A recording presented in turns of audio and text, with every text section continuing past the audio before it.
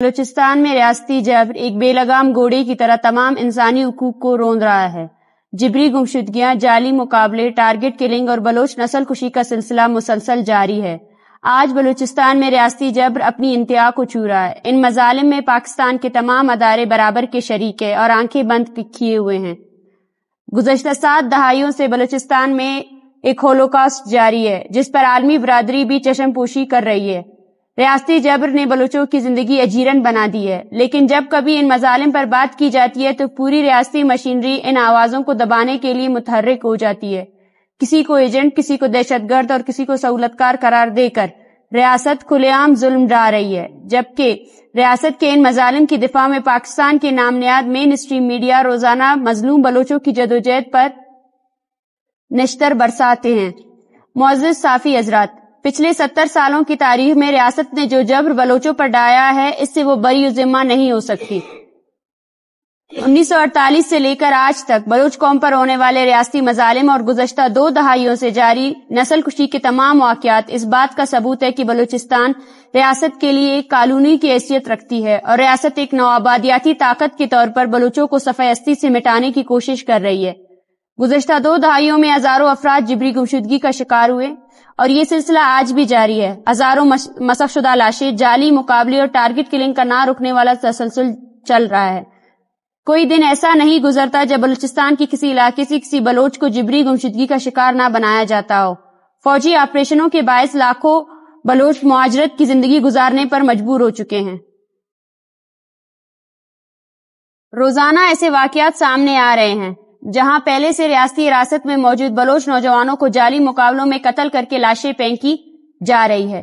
بلوچ آخر کس سے انصاف طلب کرے؟ ہماری زمینیں چھینی جا رہی ہیں، ہمارے سائل و وسائل کو بے دردی سے لوٹا جا رہا ہے، ہزاروں افراد جبری طور پر لاپتہ کر دیے گئے ہیں، مسخ شدہ لاشیں مل رہی ہیں، جبری لاپتہ نوجوانوں کو بم دھماکوں میں اڑایا جا رہا ہے، چاردر و چار دیواری کا تقدس پامال کیا جا رہا ہے، بلوچ خواتین کو سڑکوں پر بے عزت کیا جا رہا ہے، انہیں جیلوں میں ڈالا جا رہا ہے، سینکڑوں پرامن سیاسی کارکنوں کے خلاف جھوٹے مقدمات قائم کیے جا رہے ہیں، انہیں 4th شیڈول میں ڈالا جا رہا ہے۔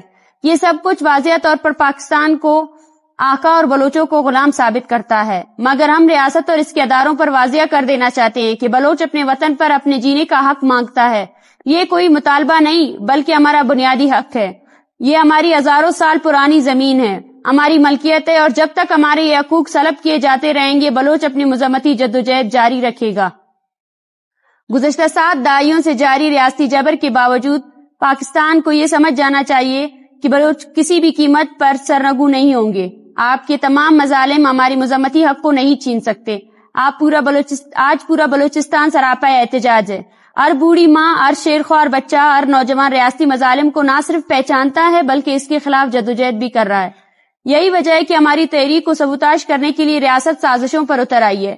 سیاسی کارکنوں پر جھوٹے مقدمات قائم کرنا، ان کے خاندانوں کو دھمکانا، جبری لاپتہ افراد کے لواحقین کو زبردستی خاموش کروانا اور ہماری تحریک کو بیرونی سازش قرار دینا، یہ سب حربے ناکام ہوں گے۔ ہم بار بار کہیں گے، مسلسل کہیں گے کہ بلوچ نسل کشی کے خلاف ہم بولتے رہیں گے اور تب تک بولتے رہیں گے جب تک بلوچوں کو اپنی سرزمین پر جینے کا حق نہیں مل جاتا۔ معزز صافی حضرات، گزشتہ روز مشق آواران میں زیر حراست نوجوانوں کو جعلی مقابلوں میں بے دردی سے قتل کیا گیا، جن میں تمام کے تمام کم عمر تھے۔ ان نوجوانوں کو پہلے جبری طور پر لاپتہ کیا گیا اور بعد ازاں جعلی مقابلے میں قتل کر دیا گیا، جبکہ گزشتہ ہفتے بھی 5 جبری گمشدگی کے افراد کو ماروع عدالت قتل کیا گیا۔ اس سے پہلے گمازی میں ریاستی سرپرستی میں چلنے والے ڈیتھ اسکواڈز نے 2 نوجوانوں کو گولیوں کا نشانہ بنایا۔ صرف اس سال کے ابتدائی 2 مہینوں میں درجنوں بلوچوں کو ماروع عدالت قتل کیا گیا ہے۔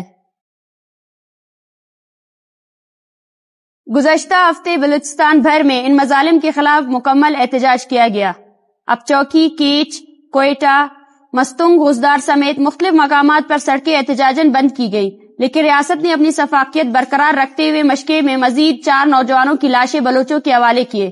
کل رات کلات شہر میں درجنوں افراد کو جبری گمشدگی کا نشانہ بنایا گیا، جن میں اشفاق احمد ولد خدا بخش بھی شامل ہے۔ اشفاق احمد جو حال ہی میں پنجاب یونیورسٹی لاہور سے فارغ التحصیل ہوئے تھے، گزشتہ ہفتے اپنے گھر آئے تھے۔ انہیں پہلے بھی کئی مرتبہ دھمکایا گیا تھا اور کل رات انہیں جبری طور پر لاپتہ کر دیا گیا. ان کی زندگی اور سلامتی کے حوالے سے ہمیں شدید خدشات لاحق ہے، کیونکہ ان کے بھائی شہزاد احمد کو بھی 3 سال قبل لاپتہ کرنے کے بعد جعلی مقابلے میں قتل کر دیا گیا تھا، جس کے بعد آپ سب کو پتا ہے کہ 2022 میں اس جعلی مقابلے میں قتل ہونے کے بعد یہاں پر 50 دن کا احتجاجی دھرنا دیا گیا تھا.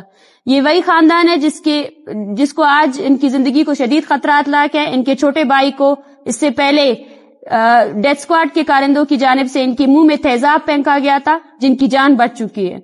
معزز صافی حضرات، بلوچستان ریاستی جبر کی آگ میں جل رہا ہے، اور ایسے وقت میں خاموش تماشائی بننا کسی طور پر قابل قبول نہیں. سرفراز بگٹی اور ان کی حکومت بلوچوں سے احتجاج کا حق چھیننا چاہتی ہے. احتجاج پر بیٹھے خاندانوں کو زبردستی سڑکیں کھلوانے کی دھمکیاں دی جا رہی ہے. اب چوکی میں بلوچ خواتین پر تشدد کر کے انہیں جیلوں میں ڈالنا انتہائی شرمناک عمل ہے. ہم واضح کر دینا چاہتے ہیں کہ بلوچ قوم خاموش نہیں بیٹھے گی. اگر آپ کو سڑکوں کی بندش سے مسئلہ ہے تو جبری گمشدگیوں کا سلسلہ بند کریں، ماروائے عدالت قتل کا سلسلہ بند کریں، لوگوں کو اپنے ٹارچر سیلوں سے رہا کریں.